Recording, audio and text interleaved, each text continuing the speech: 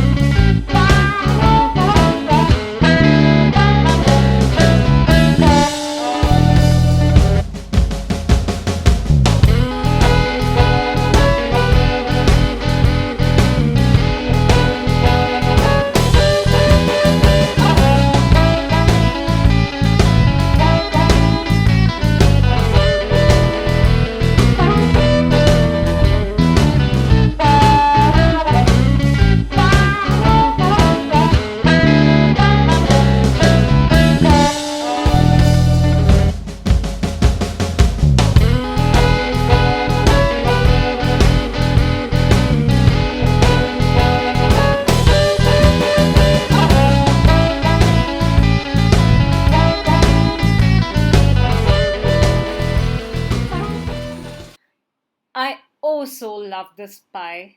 I hope you try it and enjoy it like my family and I did. Looking forward to your feedback and comments, guys. And do not forget to like, share, and subscribe on Facebook, Instagram, and especially YouTube because it's free of cost. Bye bye, guys. Until next time.